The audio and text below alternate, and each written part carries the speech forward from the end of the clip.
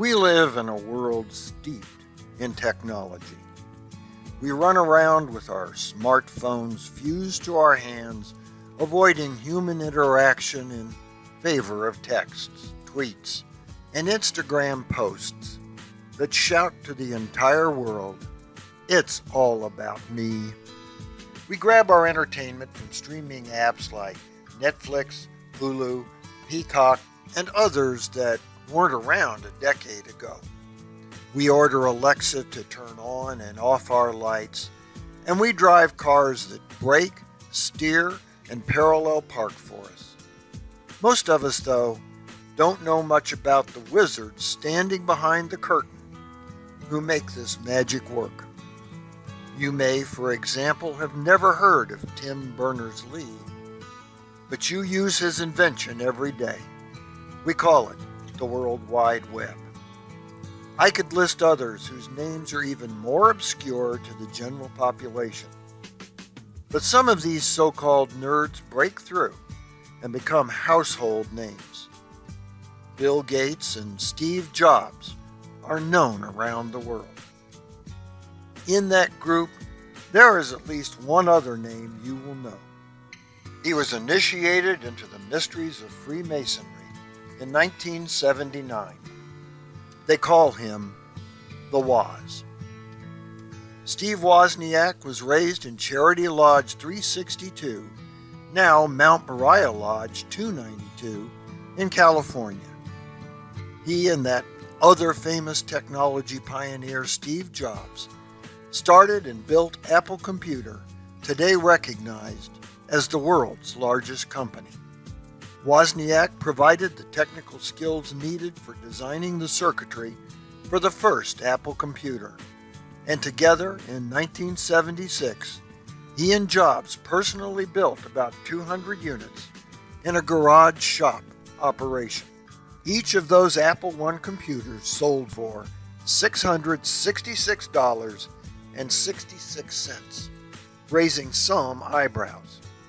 But the Woz always claimed he chose that price because he liked repeating numbers, knowing nothing about its symbolism.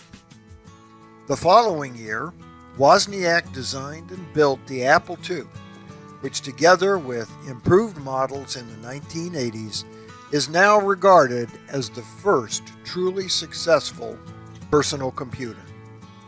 For those early machines that launched Apple, Jobs' role was marketing, and it was Steve Wozniak who provided the design and innovation.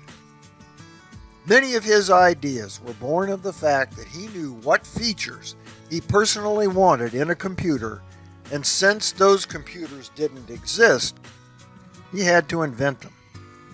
In describing his motivation, he once said, "I had two things going for me. I had no money and no training." Wozniak married Alice Robertson in 1976. She was a member of the Eastern Star.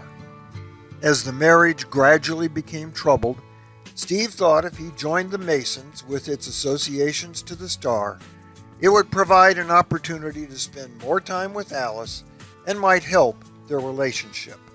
He subsequently joined Charity Lodge. The plan didn't work. Just a short time later, the relationship fell apart. The couple divorced, and with that, Wozniak's participation in the craft ended.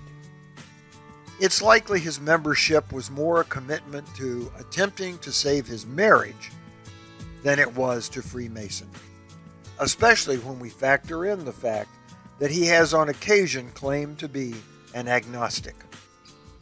Years ago, when asked about his thoughts on Freemasonry, he had this to say: "A lot of things about me don't get filtered. My wife at the time, in the early Apple days, was in Eastern Star. I thought if I became a Freemason, I could go to more events with her. I did become a Freemason and know what it's about, but it doesn't really fit my tech geek personality. Still, I can be polite to others from other walks of life. After our divorce was filed, I never attended again, but I did contribute enough for a lifetime membership.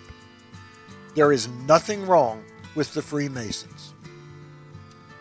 In his personal life, Wozniak supports a multitude of charities, many tech-related and aimed at youth development, including the Tech Museum, the Children's Discovery Museum of San Jose, and his local school's technology program. He opened his own home to help start the Dream Camp Foundation for Underprivileged Youth, now better known as Camp Woz. He is known as a generous donor who gives with no strings attached. He also, unlike Steve Jobs, remembered early Apple employees who did not stay with the company and lost out on millions of dollars. To that group in 1980, he personally donated $10 million of his own Apple stock.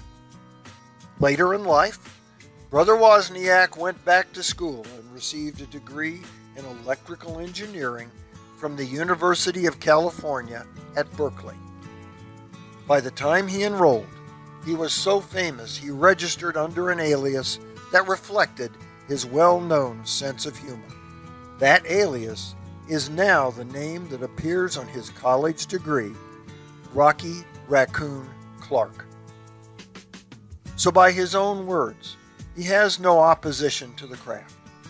In spite of his lack of enthusiasm and uncertain belief in a deity, he does in fact remain a brother.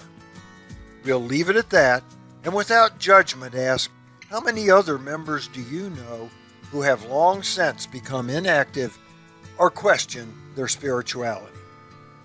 Steve Wozniak has contributed greatly through his inventions and has used his resources to benefit those less privileged than himself.